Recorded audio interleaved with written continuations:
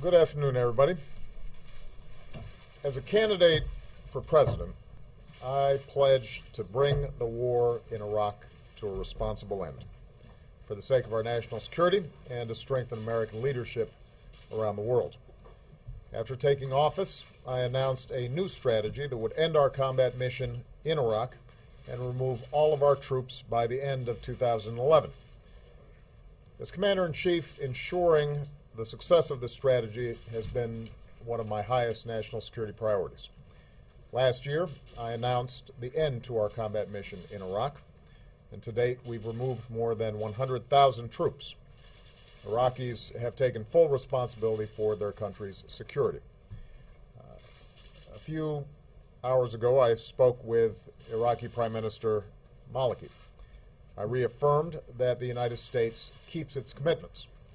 He spoke of the determination of the Iraqi people to forge their own future. We are in full agreement about how to move forward.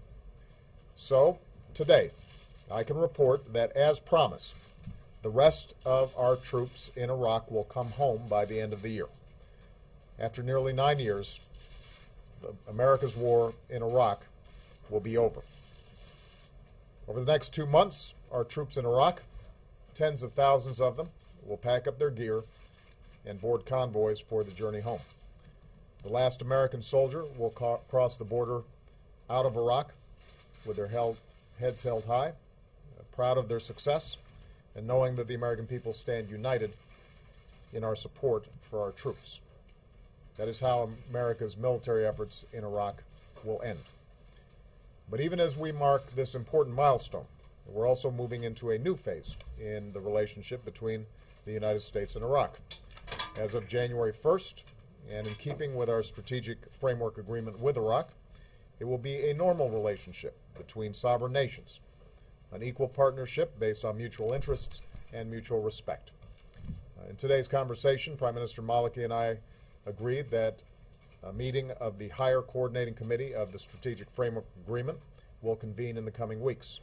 And I invited the Prime Minister to come to the White House in December as we plan for all the important work that we have to do together. This will be a strong and enduring partnership. With our diplomats and civilian advisors in the lead, we'll help Iraqis strengthen institutions that are just, representative, and accountable.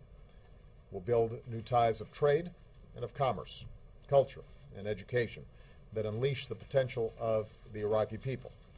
We'll partner with an Iraq that contributes to regional security and peace, just as we insist that other nations respect Iraq's sovereignty.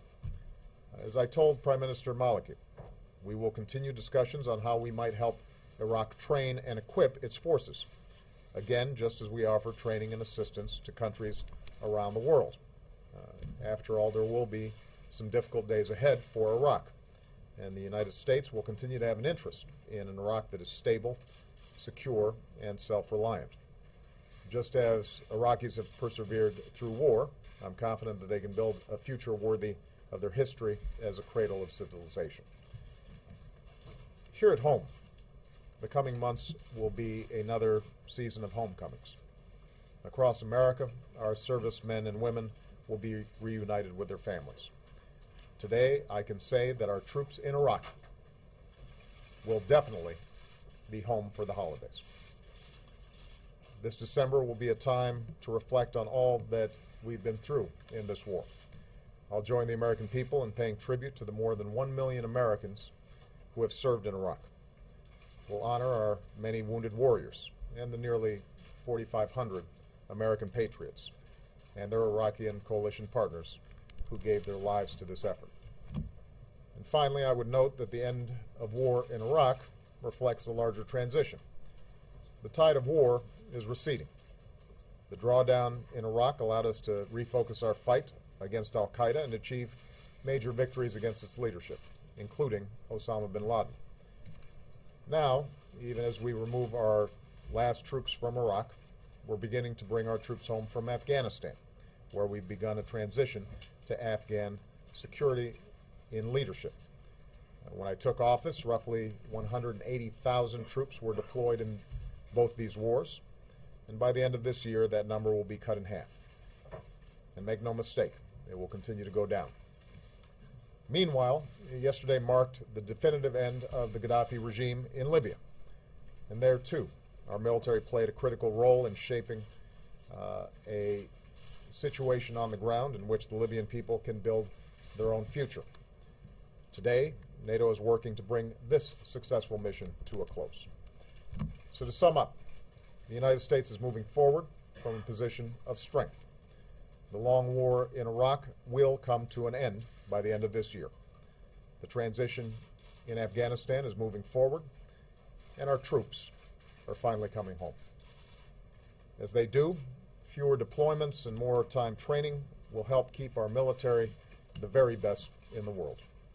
And as we welcome home our newest veterans, we'll never stop working to give them and their families the care, the benefits, and the opportunities that they have earned. This includes enlisting our veterans in the greatest challenge that we now face as a nation, creating opportunity and jobs in this country. Because after a decade of war, the nation that we need to build, and the nation that we will build, is our own. An America that sees its economic strength restored, just as we've restored our leadership around the globe. Thank you very much.